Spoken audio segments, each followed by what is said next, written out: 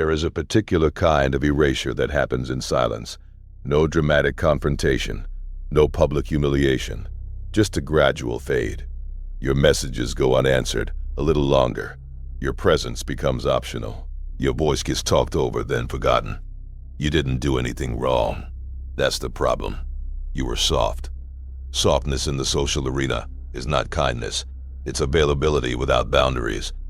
It's emotional transparency in a world that weaponizes vulnerability. It's accommodation that signals you'll bend until you break. It's the fear of conflict dressed up as compassion. The desire to be liked masquerading as integrity. The need for approval disguised as consideration. We are taught that softness is moral superiority. That being gentle, understanding, and endlessly available is the highest form of human decency. But watch what actually happens to the soft. They become furniture in other people's lives. Convenient, comfortable, completely replaceable. Here is the truth that no one speaks clearly. Society does not punish cruelty with the same efficiency that it punishes weakness disguised as kindness. The cruel are remembered. The weak are forgotten. The soft become invisible not because they lack value, but because they fail to protect the value they have. Softness reduces your perceived value in every hierarchy that matters, and perception is not a secondary concern. Perception controls authority. Authority controls access. Access controls opportunity. Opportunity controls survival. This isn't moral philosophy. This is mechanical social physics. You can be the most brilliant person in the room, the most qualified, the most genuinely good, but if you signal softness, if you broadcast availability, if you demonstrate that you'll tolerate disrespect for the sake of being agreeable, you become socially inert, not hated. Worse, irrelevant. The world doesn't destroy you for being bad. It erases you for being soft. The perception law. Human beings do not respond to your character. They respond to the signals your behavior broadcasts. This is not cynicism. This is observation. You can possess extraordinary depth, loyalty, intelligence, and moral clarity. But if your actions signal low self-value, that is what people will perceive. And they will treat you accordingly. Softness signals a specific constellation of social vulnerabilities. It signals low boundaries. When you accommodate everything, you communicate that your needs are negotiable. When you're always available, you communicate that your time has no premium. When you over-explain your decisions, you communicate that you require permission. When you over-give without reciprocity, you communicate that you don't expect fair exchange. These are not conscious calculations in most people. They are instinctive pattern recognition. The human brain is built to assess status, value, and threat in milliseconds. Softness registers as low threat, low scarcity, high tolerance for disrespect. This creates a feedback loop. The softer you are, the less seriously you're taken. The less seriously you're taken, the more you compensate with additional softness, trying to win back consideration through even more accommodation. The cycle intensifies until you've trained everyone around you that you're the person who absorbs inconvenience so others don't have to. Now let's reframe kindness, because this distinction is critical. Kindness with boundaries is strength. It's the choice to be generous from a position of self-respect. Empathy with power is wisdom. It's understanding others without sacrificing yourself. Generosity with scarcity is value. It's giving what's rare, not what's endless. But kindness without boundaries becomes submission signaling. Empathy without power becomes vulnerability, exploitation. Generosity without scarcity becomes devaluation. You are no longer kind, you are convenient. The principle is simple and brutal. What you tolerate teaches people how to treat you. Every boundary you don't enforce is an instruction. Every disrespect you absorb without consequence is a lesson. You are the curriculum by which others learn what's acceptable. And if you teach that everything is acceptable, you become acceptable to ignore. This is why soft people experience a particular kind of social suffering. They are rarely confronted directly. They are simply deprioritized. Their calls go unreturned. Their contributions go unacknowledged.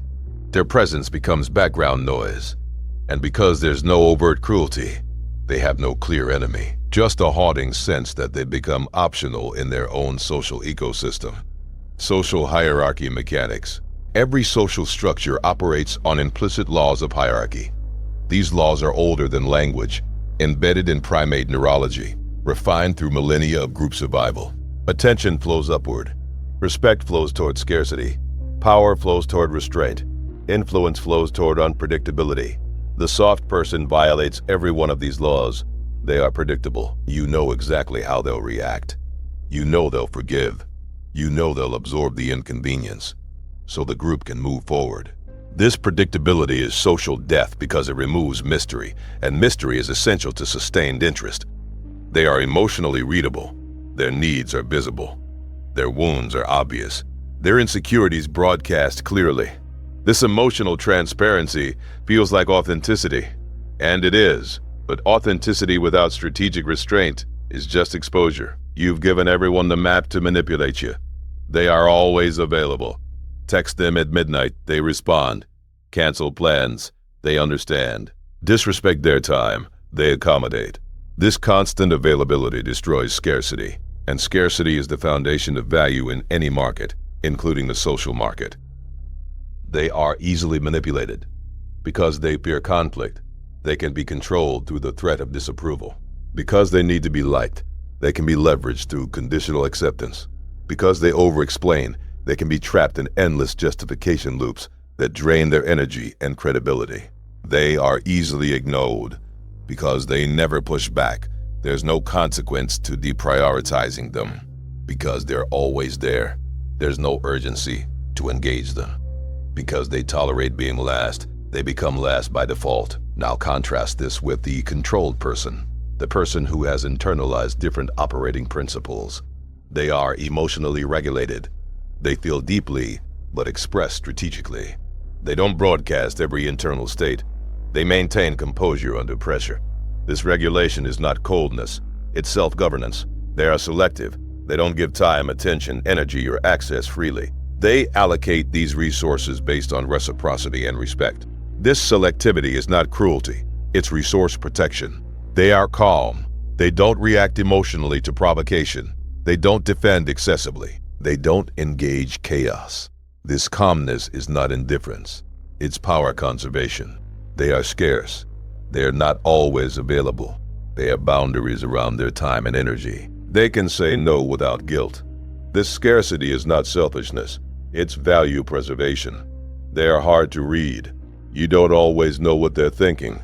They don't over-explain. They don't justify unnecessarily. This opacity is not deception. It's strategic ambiguity. The power principle underlying all of this, the more accessible you are, the less valuable you become. This is not a moral statement. It's an economic reality applied to social dynamics. Abundance reduces price. Scarcity increases it. You are trading your attention, time, energy, and presence. The question is what price you're setting. If you've ever felt invisible for being too kind, too available, too accommodating. If you've watched people take you for granted while you bent yourself into shapes to make their lives easier, type "I see it now" in the comments as a marker of recognition. Because the first step out of softness is seeing clearly how it's been used against you. Machiavellian law framing. Niccolo Machiavelli understood something fundamental about human nature that most people find uncomfortable. Fear outlasts affection. Respect outlasts sympathy. Distance outlasts attachment. Power outlasts goodness. This is not an argument for cruelty. It's an observation about durability.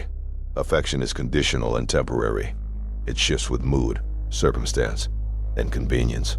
Fear, properly understood, is not terror. It's consequence awareness.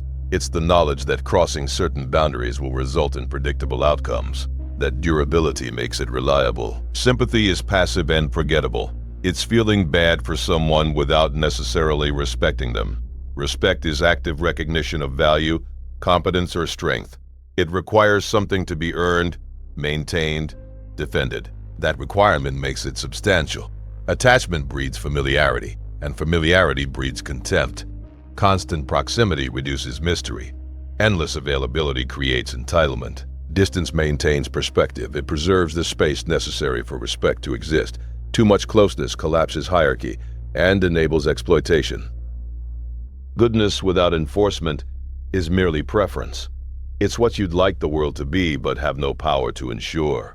Power is the capacity to shape outcomes, protect boundaries, and ensure consequences. That capacity makes it structural rather than wishful. The critical reframe: goodness without strength is not virtue, it's exposure. It's moral clarity without the force to defend it. It's principles without the backbone to uphold them when tested. It's kindness that can be exploited without cost. Watch what happens to the relentlessly good person with no power. They are consumed. Their boundaries are violated because there's no enforcement. Their generosity is exploited because there's no reciprocity requirement. Their kindness is mistaken for weakness because it lacks the steel of self-respect. Softness creates predictable social outcomes. It creates disrespect. When you tolerate boundary violations, you train people to violate them. When you accept being spoken over, interrupted, dismissed, you establish that as the norm. When you accommodate everything, you communicate that disrespect is acceptable. It creates boundary violations that intensify over time. Small encroachments test the waters. No consequence means escalation. What starts as minor lateness becomes chronic flaking. What begins as casual dismissiveness becomes overt contempt. The violations expand to fill the space you fail to defend. It creates social erosion. Your position in groups weakens. Your voice carries less weight. Your preferences become afterthoughts. Your presence becomes optional. This erosion is gradual enough to be deniable but consistent enough to be devastating. It creates loss of authority.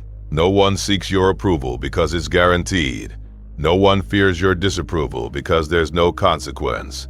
Authority requires the capacity to grant or withhold something valuable. If you withhold nothing, you have nothing. It creates loss of influence. People stop consulting you. Your opinions are noted, then ignored.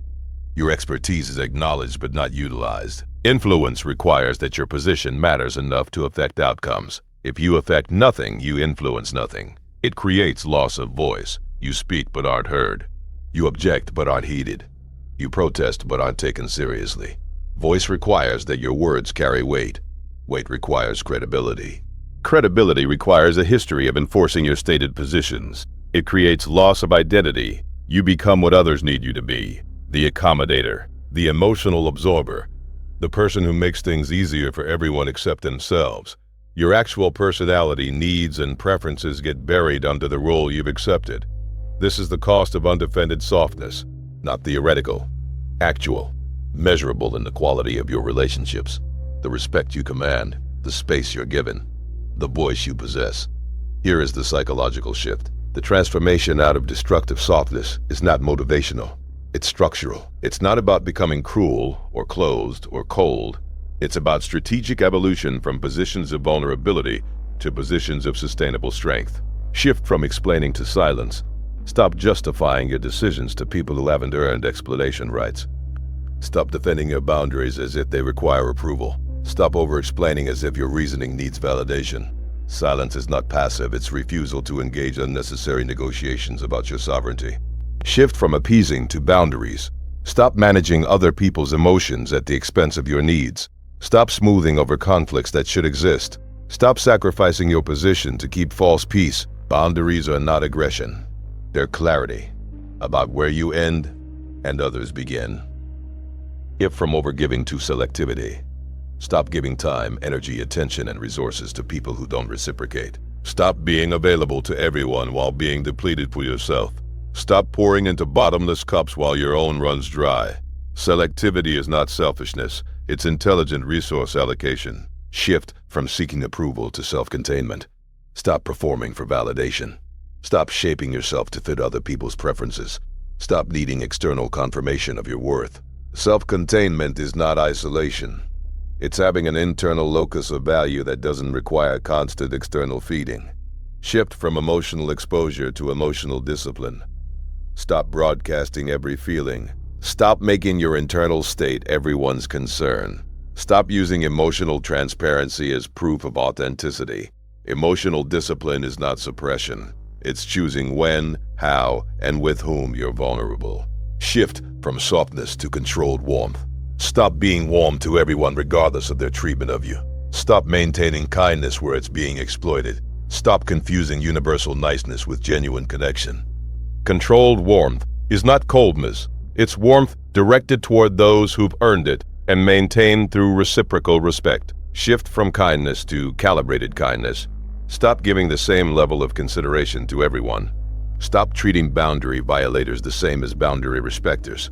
Stop offering generosity where it's expected rather than appreciated. Calibrated kindness is not calculation. It's appropriate response based on actual behavior patterns. The core identity frame that enables all these shifts. You don't need to be cruel. You need to be unexploitable. You don't need to hurt people.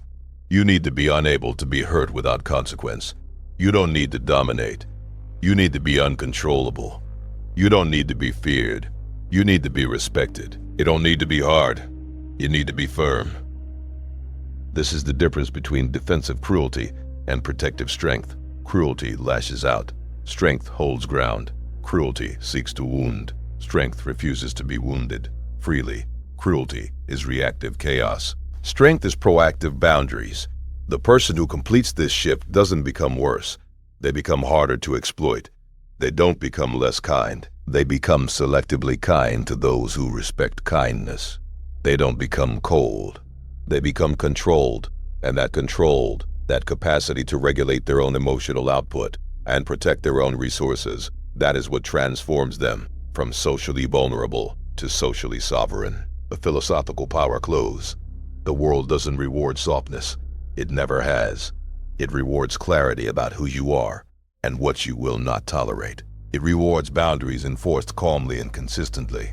It rewards controlled presence that doesn't need to announce itself but cannot be ignored.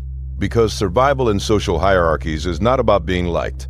Being liked is pleasant, but ultimately irrelevant to respect. Survival is about being untouchable, not through cruelty or isolation, but through such clear self-possession that exploitation becomes impossible.